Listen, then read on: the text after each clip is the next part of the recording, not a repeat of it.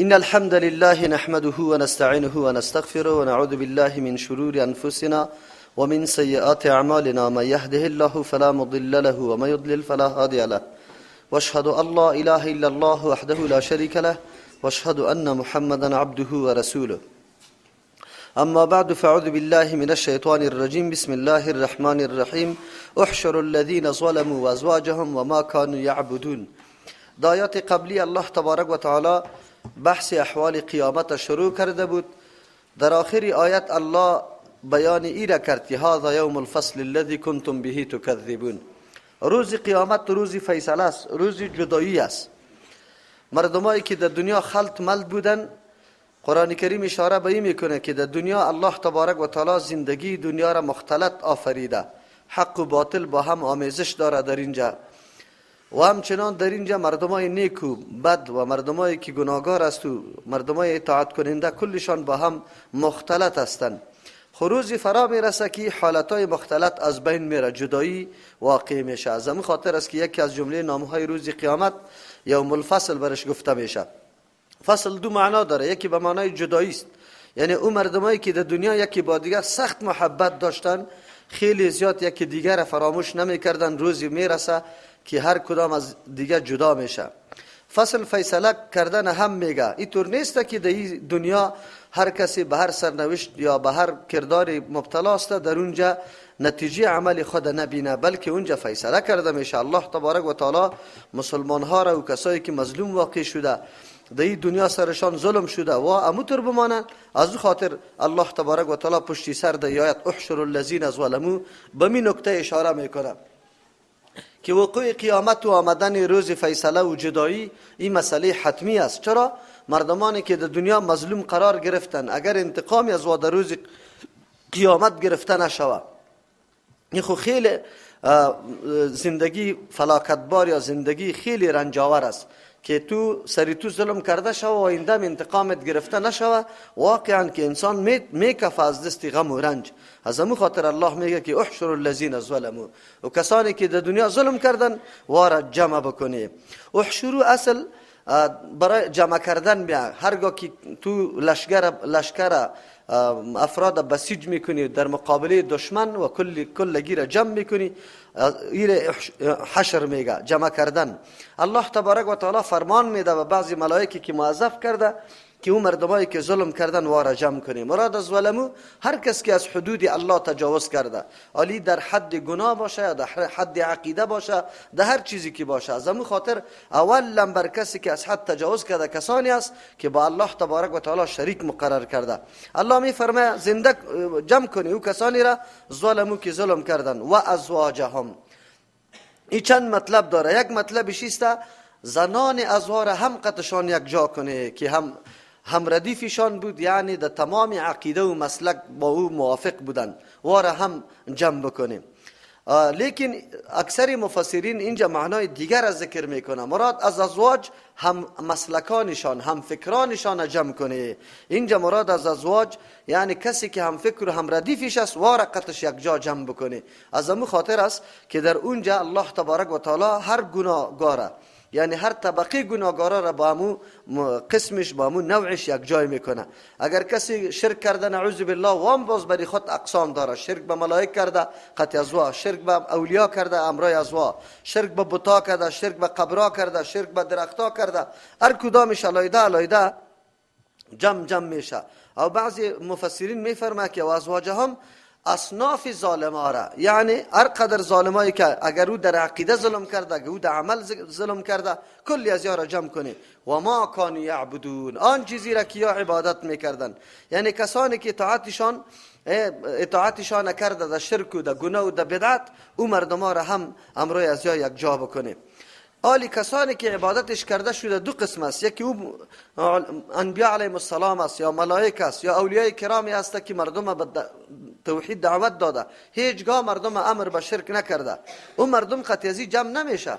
البته اونمو مردمایی که به اینمی شرک و سجده کردن راضی بودن و دعوت میدادن تابعین خود که همی کار بکنن، الله تبارک و تعالی میفرماید که کلگی را جمع کنی من دون الله، او کسایی را هم جمع کنی که عبادت میکردن بغیر از الله تبارک و تعالی. یعنی کسانی را که بغیر از الله عبادت میکرد، هر کسی که بود وارا جمع کنه. فهدوهم الی صراط الجحیم، آلی روان کنیشه، دلال رهنمایی کنیشه به سوی راه جهنم. الله تبارک و تعالی این مسئله را بیان میکنه که اونجا امی ملائک یا را روان میکنه طرف جهنم. چرا؟ در دنیا الله تبارک و تعالی انبیاء علیهم السلام روان کرده بود که یا را طرف راه مستقیم روان کنه، لیکن این مردم روان نشدن. اونجا مسئله اختیاری بود، آلی مسئله دیگه از اختیار رفته، ملائک یا را جمع کرده طرف جهنم میبره. وقفوهم انهم مسئولون، استاد کنیشه، چرا که یا سوال کرده میشه. از او خاطر مفسرین میفرماید که استاد شدن در سر پل جهنم است، یعنی جسر جهنم که کدام پل است و سر جهنم قرار داره، دمونجا یا را استاد کنه، چرا که از یا سوال کرده میشه. سوال در کدام مورد است؟ قرآن کریم در این مورد گپ نزده. سوال دی که چرا عبادت کردی، چرا الله را نشناختی، چرا زندگی را خارج از حدود الله تبارک و تعالی که براتان مقرر کرده بود شما زندگی کردی. از این خاطری سوالا کرده میشه. یا است که سوال اصلا قاعده است که پیش از جهنم بردن باید از یا سوال میشد، نه ای که بعد از بردن. دو جواب وجود داره. یک جواب است از یاد ای وقت سوال به خاطر میشه، پیش سوال نشده، که جهنمی ها آنقدر آشکاراست علاماتشان که خودشان هم بالکل یقین داره که ما جهنمی استیم، از آثارشان معلوم است، هیچ حاجت ضرورت به سوال هم نیست. خوی سوال به این خاطر میکنه که الزام سرشان بیا و برای خودشان ظاهر شود که کدام مردم بودن، چی کرده بودن. و بعضی مفسرین جواب میده که اینجا در مورد سوال در مورد ازی میشه که ما لکم لا تناصرون، دیگه سوال نه. وقتی که اردو جماعت جمع شود، تابعین و متبوعین که در دنیا یک طایفه خدا نعوذ بالله نجات دهنده فکر میکرد و میگفت که ما شما را سفارش میکنیم، اونو مردم را هم سوال کرده میشه که ما لکم لا تناصرون، چی شده شما را یکی دیگه خدا امداد کرده نمیتونه. در دنیا خو تمام عمر یک آدم در پیش پای دیگه آدم تیر کرده بود، سجده کرده و دستایش بوسیده، با این نیت که حتما سفارشی مرا میکنه، این مردمان نازدانه است در پیش الله و ما را خلاص کرده میتونه. الله اونجا میفرمه که چرا یکی دیگه خود کمک کرده نمیتونه. بل هم اليوم مستسلمون، بلکه در دنیا خو نعوذ بالله بندگی بنده ها را کرده بود، اونجا کلگی تسلیم به الله است. امروز کلی از یا مستسلمون منقاد و تابعدار برای الله است، حالی دیگه هیچ حرکت خلاف کرده نمیتونه. و اقبل بعضهم على بعض یتساءلون، یو نمو منظری است که به همچون مردم در قیامت واقع میشه، در آخرت واقع میشه. الله تبارک و تعالی ما را خبر میکنه که همچون میدان رسوایی پیش میاد، چطور شده میتونه یک بنده عاقل با آخرت که الله تبارک و تعالی برش کتاب و پیغمبرم روان کرده، او راهنمایی برش کرده، ولی باز هم این مخلوق برای خود نعوذ بالله معبود جور کرده، او را حاجت روا و مشکل کشا جور کرده. از او خاطر الله تبارک و تعالی منظر بر ما پیش میکنه که تا ما بدانیم که اینی طور حالت میاد. و اقبل بعضهم شروع میکنه یا روبرو میشن، یعنی روی میارن یکی بالای دیگه خود، علی بعض بالای بعضی دیگران، یتساءلون یکی از دیگه سوال میکنه. قالوا میگویا انکم کنتم تاتوننا عن الیمین. امی تابعین، امی متبوعین، امی کسایی که در دنیا از وا پیروی میکردن، هر گپیش بیچون و چرا میپذیرفتن. اگر میگفت نعوذ بالله در فلان مرکز نرو، بس نمیرفت. اگر میگفت دختری تا نکاح ندید، نکاح نمیداد. اگر میگفت نان نخور، نان نمیخورد. امروز امی طور مردما وجود داره که برای یک نفر عاجز بنده مخلوق اینمی قسم اطاعت و فرمان برداری میکنه، لیکن اونجا برش میگه قال میگه اینکم کنتم، شما بودی که تاتوننا می آمده برای ما عن الیمین. عن الیمین سه مفهوم در اینجا داره، سه معنا داره. شما می آمده عن الیمین از راه نیکی و از راه خیرخواهی. یمین میگه کاری نیکه، از امو خاطر در جانب راست که هر کس باشه او را فال نیک مردم میگیره. میگه شما از روی خیرخواهی و دلسوزی برای ما می آمدی و ما را میگفتی که فکرت باشه اینجا قط ما باش، اون طرف نرو که وابی نشوی. امروز چقدر خیرخواهی داره امو بزرگای محترم که خود مرشد میگیرن و در یک مرکز قرآن موریدی خدا نمیمانه که براوه. اینطور فکر میکنه مرید که سخت دلسوز است پیر صاحب برما، از او خاطر من از مرکز ترجمه قرآن من نمیکنه. اونجا هم برش میگه که شما با کمال نیکی و دلسوزی خمارا می آمده که نرو که گمراه نشوی، خطا نشوی. حالی کجاست؟ قالوا بل لم تکن، لیکن اونجا انکار میکنه که شما بر ما باور نداشتی، تصدیق نکردی، فقط خودتون مجرم هستی. که حالی پشتی سر میگه یمین به معنی یعنی شما آمدن به خیرخواهی و نیکی بر ما میکردی. ما چی میفهمیدیم؟ خبر نبودیم که شما گرگ بودی لیکن در پوست گوسفند. نمیفهمیدیم که دین کجاست. شما خود برای ما معرفی نماینده دین کرده بودی. خبر نه که کلی خرافات و مشکلات که نعوذ بالله ضد دین بود در پیش شما بود و ما را تباه و برباد کرده. امروز واقعا همونطور است. عنوان میده دین. این مرکز چیست؟ ارشاد، مرکز تعلیم، مرکز درس. لیکن در پشت سرش نعوذ بالله امو عقاید و امو اعمال تلقین میشه که در اسلام رنگش هم دیده نمیشه. هیچ سند و دلیل نداره. مردم تباه شده. یک مفهوم یمین ایست. دوم مفهوم یمین. قالو میگوین اینکم شما کنتم، شما بودی تاتون نامی آمده بر ما با من کردن ما را منع میکردی عن الیمین. در مورد کارهای حق، در مورد کار حق ما را منع میکردی، چیزی که واقعیت داشت. لیکن شما میگفتی که نرو کی باطل است، حالان که کار حق بوده. با قرآن، با ترجمه قرآن ما را منع میکردی. امروز امیگ گپ است. شما بری مریدای یک پیر مریدی خدا نمیگه که برو در ترجمه قرآن. اگر گفت من میگم بشک دست خدا قطع میکنم. چرا که قرآن بشنوه مرید باز در پیر سجده نمیکنه، باز دستی از او نمیلیسه، باز تمام سوغاتا را در خانه پیر صاحب نمیبره، باز به الله عجیزی میکنه، در مسجد الله میشینه توبه میکشه. از او خاطر این توصیه را نمیکنه. اینجا اونموتر حالت است که شما خود ما را منع میکردی از حق. چیزی که حق بود توحید الله بود، یک تا پرستی الله. شما ما را منع میکردی. اولیاء را میقدر خوار ندانی. اولیاء مرچی میتونه. حکایات دروغ و نعوذ بالله خیالات و قصه ها را برای ما میگفتی که فلان ولی اینطور کدو که فلان. از دروغ یک سند و مورد برشان نداشتن. این دو تفسیر. سوم تفسیر قالو میگوی اینکم شما کنتم، شما بودی تاتوننا می آمده بالای ما عن الیمین، از زور و قوت خود برای ما میگفتی که فکر تا بگیری که می سوزانم تا خلاف ورزی نکن، همین جا خاکسترت میگردانم. اینطور ترساندن میکرد که پرسان نکن. حالی بسیار اینمی طور هستن. قدرت الله تا که عقیده توحید محکم نشوه قلب انسان نمی قسم در حالت تشویش و تردد قرار داره. والا نه این را آزار دادم حتما یک چیزی میشه سرم. نگو، همه چیز خیر و شر از جانب کیست؟ عقیده تقدیری ماست. عقیده تقدیر میره برای ما درس میده. لیکن یا از قوتهای خود چی میکردن؟ بگوی میترسانیدن. میگه شما بودی که می آمدی عن الیمین، از قوت خود زوری خود گپ میزده. در یک نفر یک شاگرد در ترجمه ما آمده بود، پس که رفته بود خبر شده بود، گفت خود تو در ترجمه رفتی، در روز قیامت در دل خود تو را نمیگیرم. در روز قیامت در دل خود تو را نمیگیرم دیگه، تو اونجا رفتی. قالو لیکن و ملامت میکنه یاره که ما چی زور داشتیم؟ بل لم تکونو، بلکه شما نبوده مؤمنین، مؤمنی واقعی. شما موحد نبوده، اوهام پرست و خیال پرست بوده. هر چیزی که ما میگفتیم گوش گرفته بوده. گناه از خودتان است. چرا؟ و ما کان لنا، نبود برای ما علیکم، برای شما من سلطان، کدام دلیل حجت، زور غلبه اجماع نداشتیم. سندم زور خو هیچ نداشتیم، نه فوج داشتیم، نه پلیس و نه سلا، هیچ چیز نداشتیم. خو شما لنگردوست بوده، لنگردوست شیلی شیرین خوش داشته، میدویده امیجا. باز دلیل و سند هم نداشتیم، گپای خیالی و وهمی را میگفتیم. انبیاء علیهم السلام با دلایل برای شما، با معجزات پیش آمده بود. امروز علما با قرآن کتاب الله را در پیش گرفته به مردم بیان میکنه، نمیپذیره. تو قرآن کتاب الله را در پیش گرفتی به مردم بیان میکنی، نمیپذیره. لیکن اون جمیره چی میگه؟ امشو خودیدم. اوه زوری ای قبر ای ولی پشتی گپ نگرد. امشو خودیدم که یک لشکر آمد که داخل شد که زتی طرف یک یام نماند. خودیدم. حتی گوشه برش مانده میباشن. اینی را میگه و ملامتی را سری از جا میپرته، و سری از جا میپرته.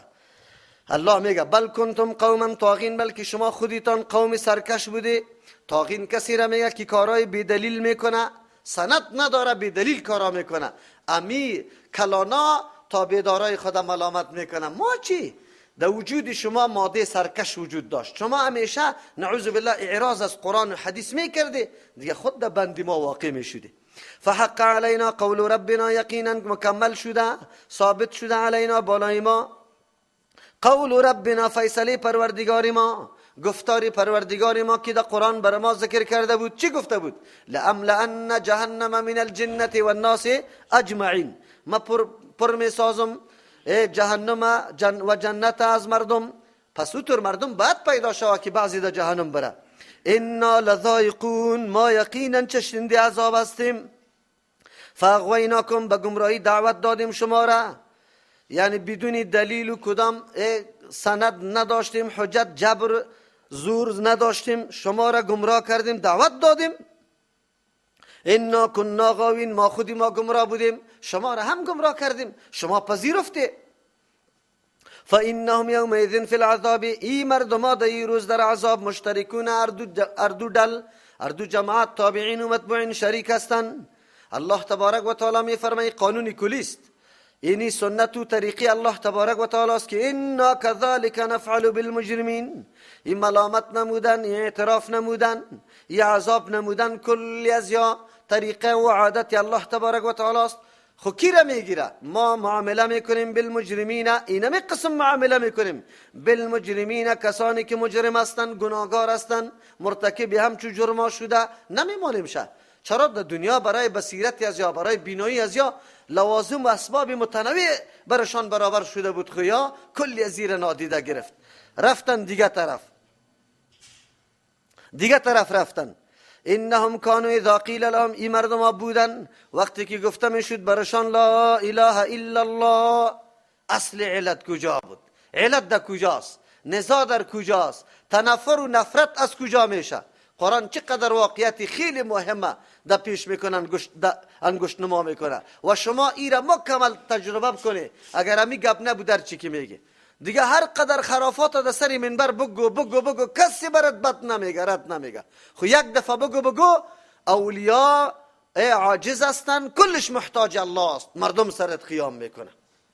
از توحید الله نفرت داره. سخن توحید که شروع شد با سعی میکنی که در مجلس شورک شروع شد، وجودی از واره یک دم چیسته مثل که چیسته مرچه در جانشان چسبید، امو رقم میشه. شما ما چم دیده یا ما الحمدلله در چندین مجالس ما کوشش میکنیم که در هر تقریر خود ولو که در هر مورد باشه یک گوشه از توحید الله را باید بیان کنیم. شما باور بکنید که در هر جای که گپ در توحید میرسه، بس است بگو، بس است دیگه پربان کلگی مسلمان است. برادر چرا تو را آتش در جان در گرفته؟ چرا وار خطا شده ای؟ خالی موقع بر ما داده. دستالف رفته بودیم، دستاربندی بود، گپ در مورد قرآن گفتم، در آخر شنگ آدم طرف توحید الله. ریش سفیدا بود، لرزه گرفتم، خیست یک ریش سفید مولا، ایره بشانه، ایره نمانه، ای گپا را نگویه. دیدم که همی کسایی که نعوذ بالله در پیرای خود سجده میکنه در شورش شدن، ورقا و پرزه ها را برای روان میکرد. در یک مجلس توی مقدمه را نگذاشته بودم که همی مجرد بیان توحید شروع کردم، در حالی که یک مولای دیگه تقریبا چقدر تقریر کرد، چیزی گفت که پرسان نکو، در بین هیچ گپی نبود. خب به مجردی که خیستم یک قال مقال و شور ماشور و از چی پرزه ها داده شد، من دیگه هیچ تقریر نکردم. من گفتم که این صلاحیت نداره شما که ما را اینجا برای چی آورده دیگه که ما این قدر گپ گفته نتانیم. علت اینه میسته که یا از توحید الله بسیار هراسانه، سخت میترسن. چرا؟ به خاطر که کل طاعت و عبادت از یا شرک است، نعوذ بالله. فقط شما ببینید با تاسف که ما مردم در این مورد مطالعه نداریم. یک کسی به خاطر رضای الله امی کلی مراکز بررسی کنه، امور فیلم پوری کنه از اول تا آخره، آداب نان خوردن از یاره، ذکر از یاره، همه گپای از یاره، مکمل از هر گروه خب همینطور ارزیابی کنه و بعد از او دمیز انصاف بگذاره که توحید الله در کجا هست یا نه.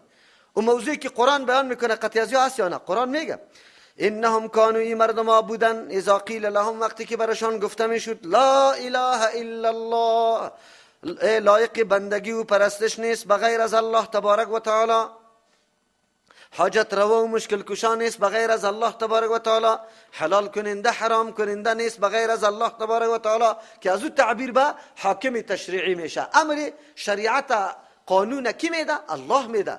فرمان روای مطلق نیست غیر از الله، مطلقاً که گپش قبول میشه الله هست، دیگه کس گپش قبول نمیشه. پیغمبر علیه السلام که گپش قبول است به خاطر امر الله است که الله امر کرده که اطیعوا الرسول.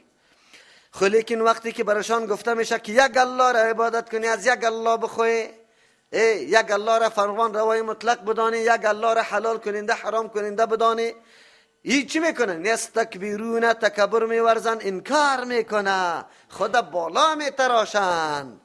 و یقولون، باز میگوین اینا یا ما لتاریک آلهتنا، بگذاریم معبودای خدا لشاعر مجنون، از دستی سخنای یک شخصی که شاعر است، مجنون دیوان است. این مردمای دروغگوی بی منطق خودشان نمیدانه مجنون هم شاعر شده میتونه که کلمات خیلی قافیه دار و وزن دار گفته بتانه. این بدبخت ها سری خودشان دلیل میگه که ما غلط میگیم. قدرت الله تبارک و تعالی است. یا همیشه این نمیطور است، همیشه یا که کدام دلیل میگه دمود دلیل بالای خودشان است. شیخ الاسلام ابن تیمیه رحمت الله علیه میگه مبتدعین که همیشه دلیل میگیره او دلیل بالای خودشان است. و این توسل چرا جایز نیسته؟ عمر رضی الله عنه در پیش عباس رضی الله عنه نرفت، خود ډوډۍ خور سری خودی دلیل است. این برای تو دلیل نیست، سری تو دلیل است. چرا؟ اگر توسل به زوات جایز باشه از ذات پیغمبر کرده دیگه بالا ذات صاحب مرتبه ما نداریم. و پیغمبر به نزد تو حیات است، تو خو گمراستی این حیات دنیوی را برش قائل هستی. خیر عمر رضی چی ضرورت داره که به عباس میره؟ خامین جمعی شش دستی خود بالا میکرد میگفت که یا الله بروی پیغمبرت باران به ما روان کن. خود تو نمیدانی دلیله، این سند نمیدانی. او به خاطر توسل به زوات جایز نبود، رفت از عباس رضی الله که زنده بود طلب دعا کرد. او طلب دعا از توسل مشروع است. تو نمیفهمی؟ وای مولوی صاحب که تو میگی دعا بعد از سنت و فرض نیست به آیت جمعه، دعا عبادت است. پیغمبر علیه السلام در کجا کرده؟ در استسقا کرده. او ډوډۍ خوری بری تو دلیل نیست، سری تو دلیل است. در استسقا کرده، صحابی نقل میکنه در این قدر نمازها به هزارها نماز صحابی پشت پیغمبر خوانده، چرا نقل نمیکنه که پیغمبر دعا کرد؟ خب سری تو دلیل شد.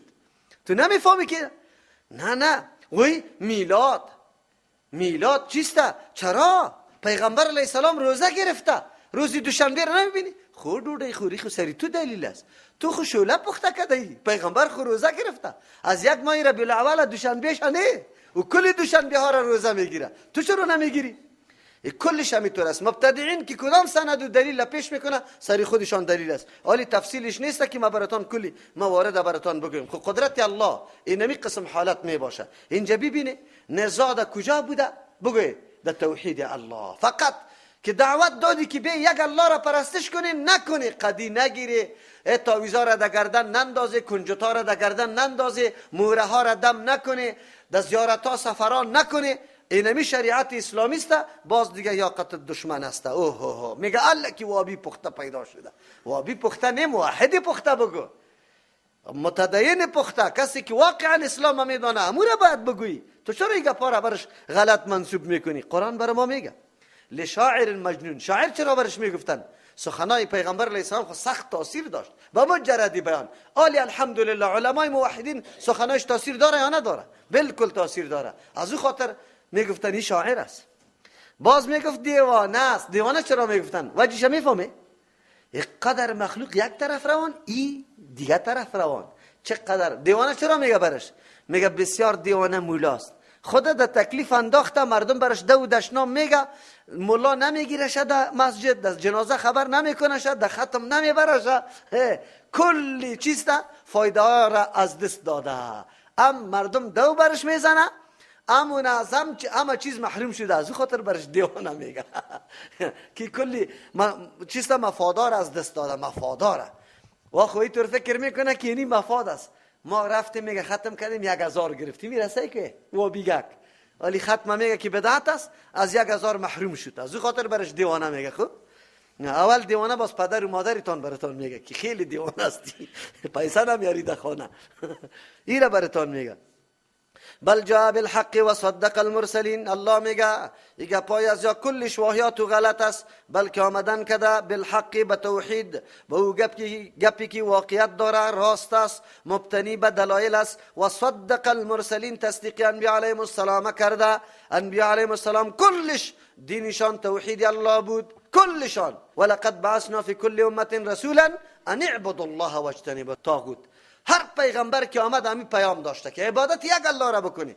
از طاغوت چیزی که مستحق عبادت نیست برای از او اطاعت نکنی. امید ادعای انبیاء علیهم السلام بود و پیغمبر امید ادعا را پیش کرده، چیزی جدید نیست. چیزی که کتابای سابقه هم گفته امور تصدیق میکنه.